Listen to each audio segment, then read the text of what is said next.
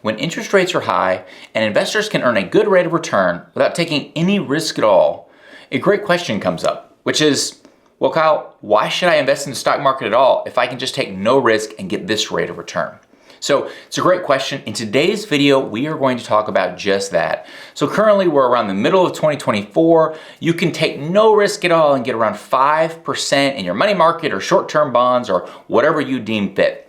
Now, the question comes up, if I can get this with zero risk at all, why should I be a stock market investor?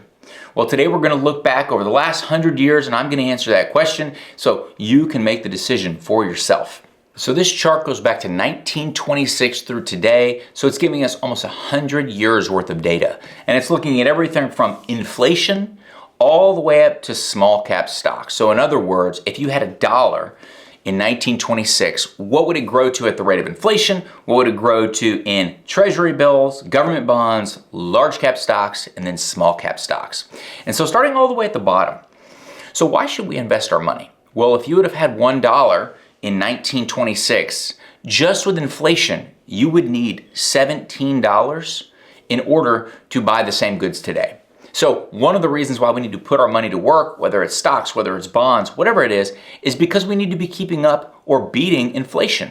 And so if it just grew to 17, you would only be keeping up with inflation and your money would not be growing at all. And so let's move up. So we have our T-bills, we have our government bonds. So government bonds earning us around 5% and have for the last 100 or so years, the government bond line, your dollar would grow to $133. Okay, so that's pretty good. $1 to 133. Now keep in mind, this is over 100 years. So your dollar will not go from 1 to 133 unless you have 100 years to wait, but it does give you an idea of the power of compounding. Now, let's go to large cap. So larger companies, the S&P 500, that has gone from $1 all the way up to $14,000. And so that is a 10% rate of return, or technically a 10.3% rate of return over the last 100 or so years. So a huge growth here.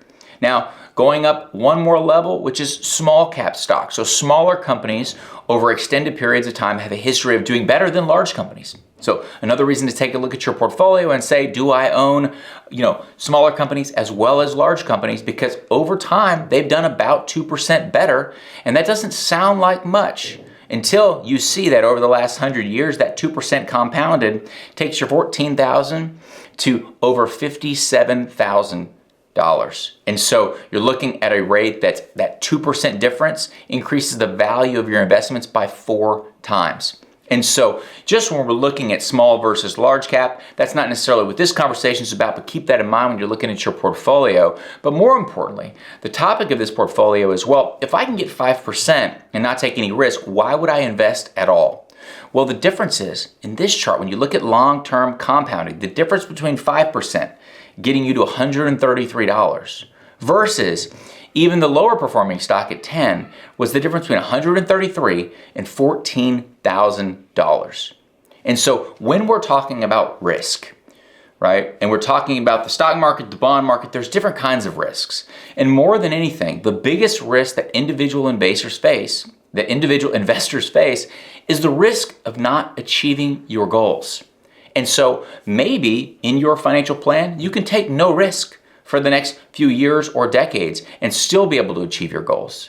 Maybe you need a more balanced portfolio. Maybe you need to get a higher rate of return. Whatever that is, you should know what your plan says and what you need to get to be able to achieve your goals. Because maybe it's 5%, maybe it's 6%, but most importantly, you need to know what that number is so that you can be prepared as a long-term investor. I hope you found this helpful, and as always, thanks for investing your time with the Personal CFO.